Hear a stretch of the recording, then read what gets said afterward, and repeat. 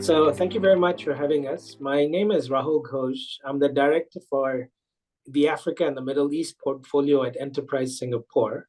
Enterprise Singapore is an agency under the Ministry of Trade and Industry. We're a fully owned agency as part of the Singapore government. And our work is primarily a fewfold. It's multiple portfolios that we hold. But essentially, it is to help enterprises in Singapore to develop their capabilities, to level up, and then to take them and become international companies overseas. So that is the broad mandate, but we also help Singapore to position itself as a trade hub for the world, as well as to be a technology and startup hub for the world. And the last point, which is part of our work, is also to develop the standards of Singapore and industries that are key to Singapore's economy.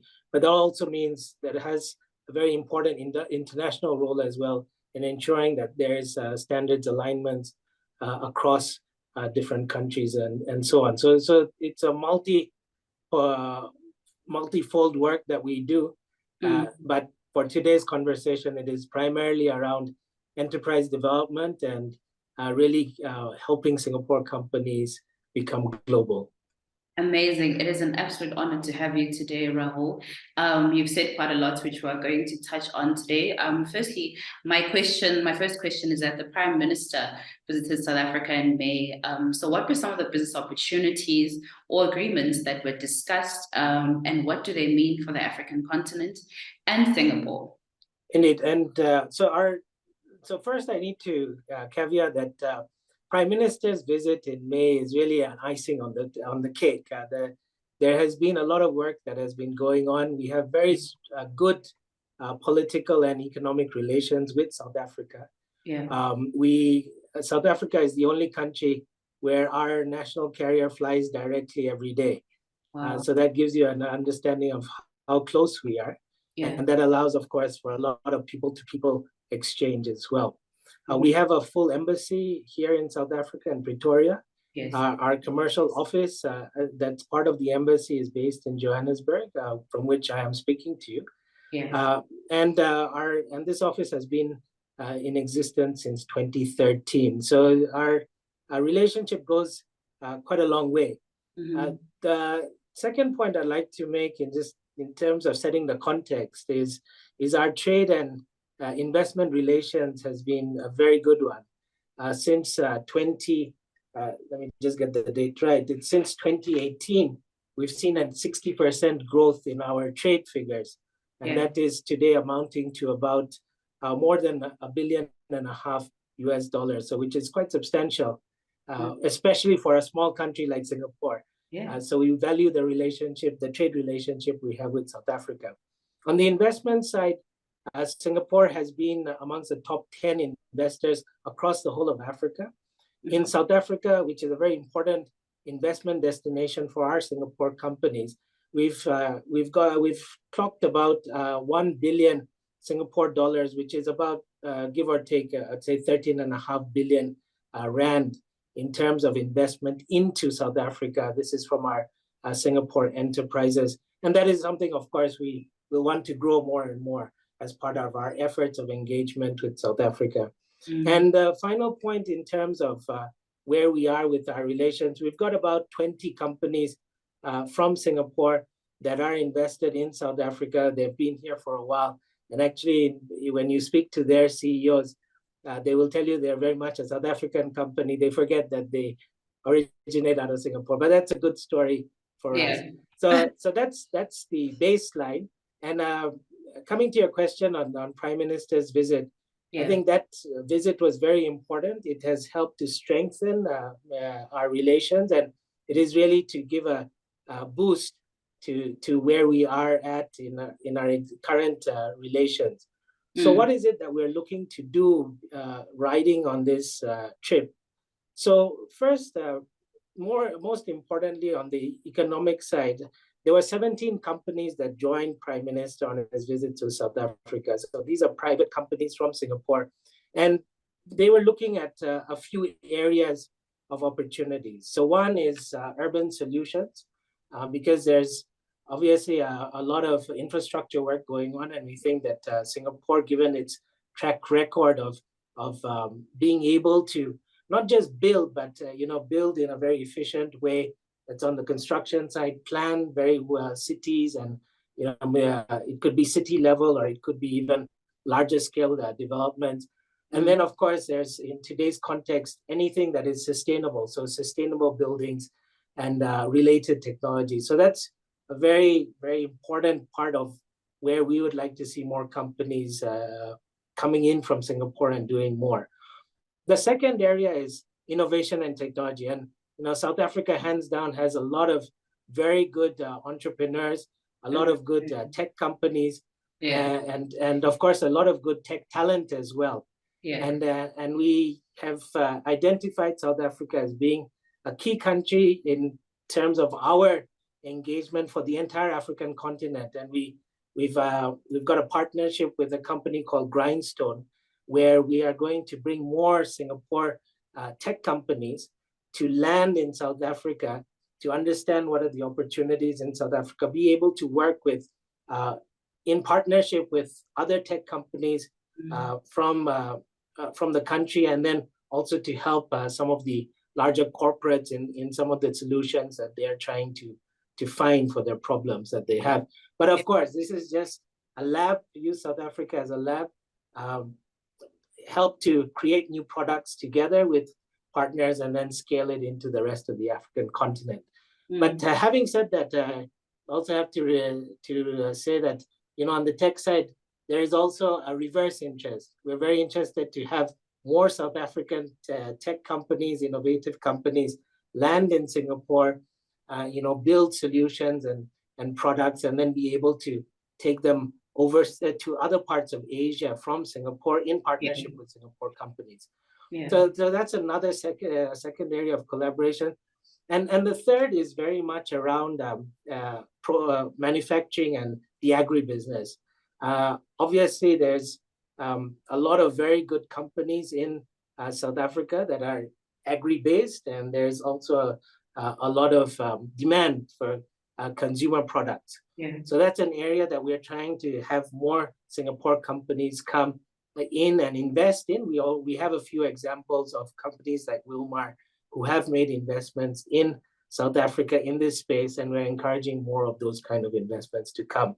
And just the last point on manufacturing, as South Africa becomes more integrated into the global supply chain, the requirements on South African companies, South African manufacturers in that journey to become internationally linked to those supply chains, they're going to be required to become more efficient, more productive, and so on. And we have solutions around the 4IR space as well to help in South African companies to level themselves up and become more integrated into the global supply chains.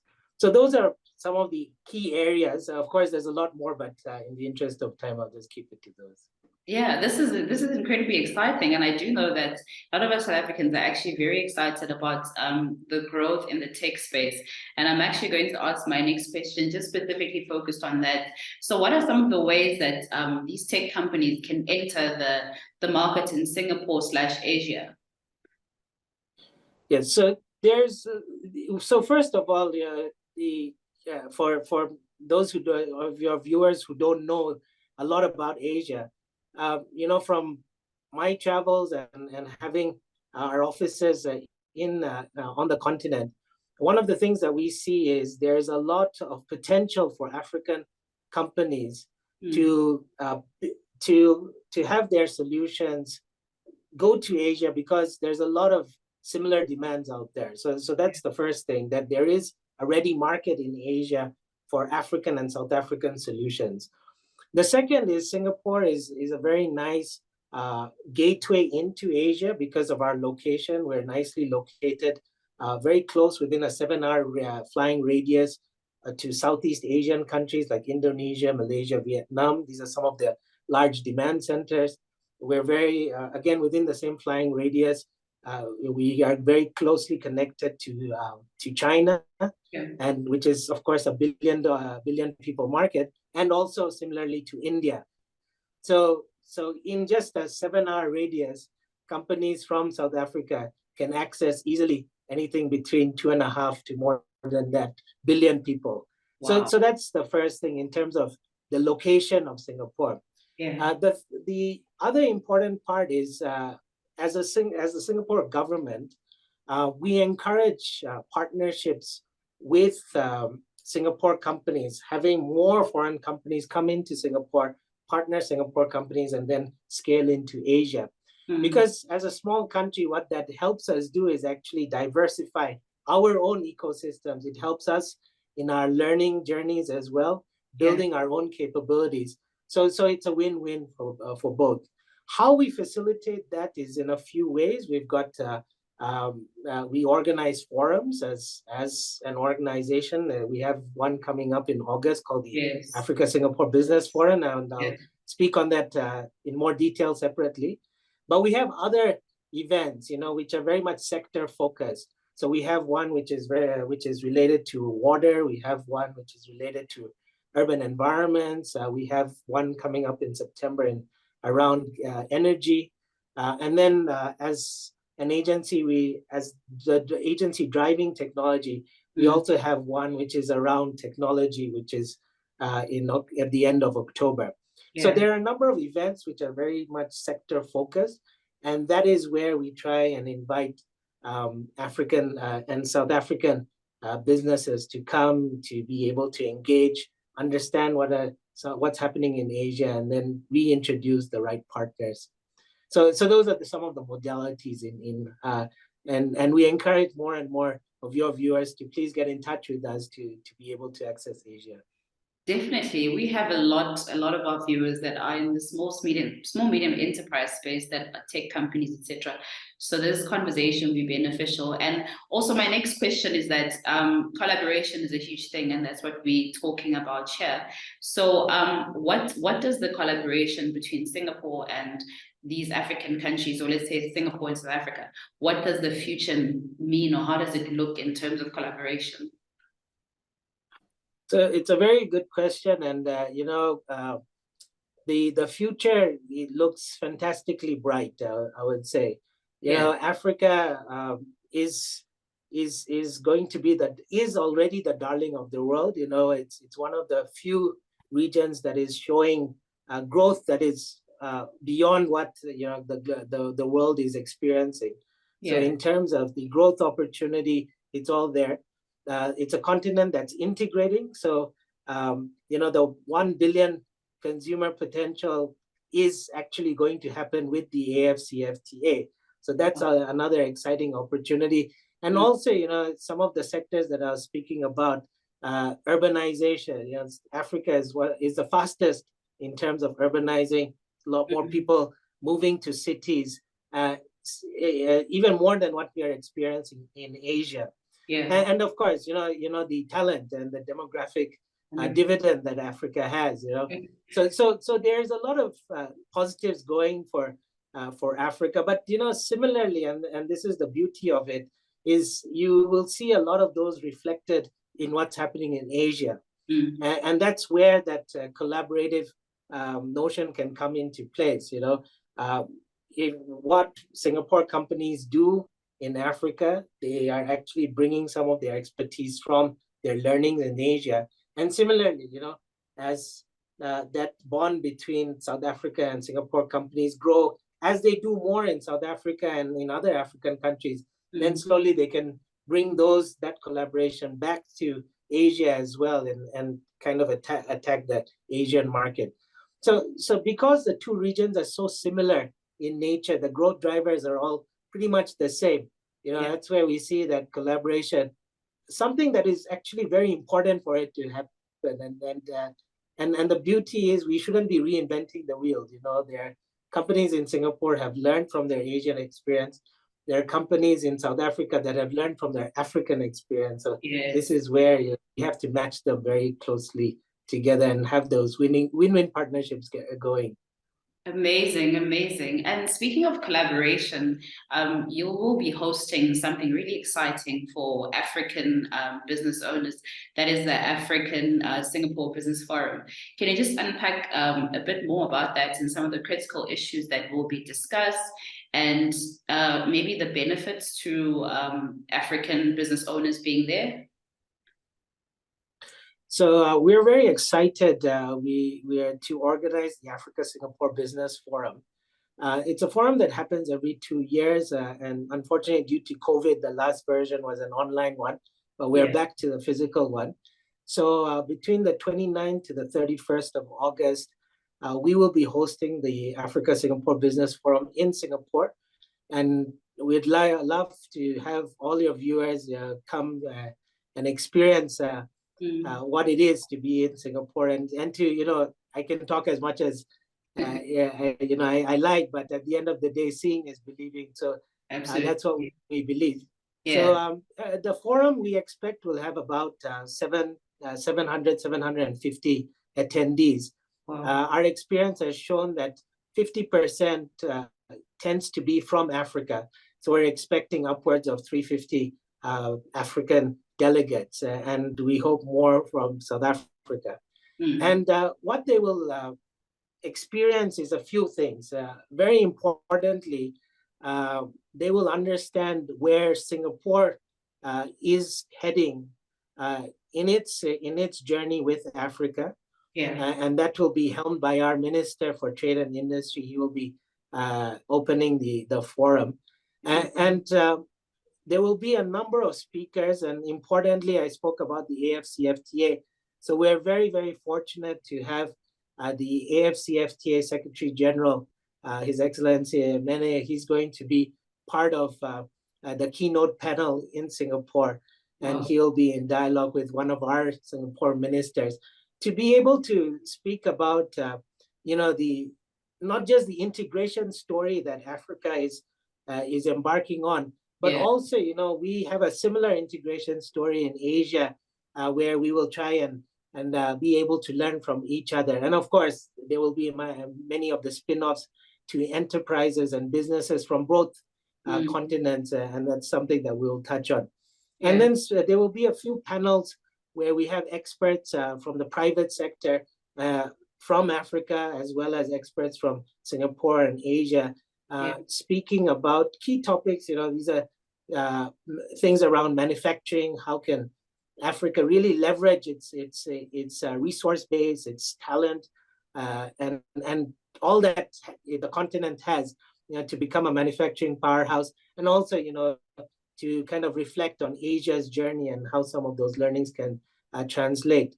We have another panel on technology, and this will really be a showcase of Africa's tech prowess. We know the continent is actually being a pioneer in many areas, and we learn constantly. And this is something that we would like our Singapore audience to hear from African experts, but also from Africa, for the African audience to learn about some of the technology solutions that exist in Singapore and Asia, and perhaps some that they can onboard into their solutions as the problem that they're trying to attack here on the continent. And the third area, which is very, very important, is sustainability and the green economy. I think this is, there can't be enough to talk about this, and we will try as much as possible to cover, how Africa is really going to be and a force in this whole sustainable and climate change journey for the world. And in Singapore, we are very invested in this, and Africa is a key partner. During the deliberations, we will also be making some announcements as to how the Singapore government is going to be engaging different African governments in really tangible ways to bring investments into the continent around the green economy, but also to benefit from what Africa has to offer. So that's primarily the content part of the forum, but also equally important for businesses. Your viewers who are mostly businesses, they will want to, expand their their revenues and perhaps look at more new collaborations. So we will be facilitating very, very tailored and bespoke B2B meetings. We'll be engaging companies even before they fly into Singapore, asking them what it is that they would like to benefit, what are the solutions they're looking for. And we will do that bespoke matching so that when they arrive, they will have the time and the opportunity to speak with potential Singapore partners who can help them in that journey of problem solving, and of course, more importantly, growing their businesses. And the final part is, we hope that your viewers can stay on in Singapore. Don't just come for the forum. Spend a few more days and look around. And we would be more than happy to engage, to arrange site visits to companies, to arrange any specific government meetings, and so on and so forth. So, this is one of we love these times because we get to see so many different African businesses arrive in Singapore, and those engagements and those the discussions are so rich. We learn a lot in just the 3 days of the forum. So we are very excited. I'm excited. This has been such an honor, and I also want to be involved somehow. So I'm really looking forward to it. Thank you so much for your time. Really, really appreciate it.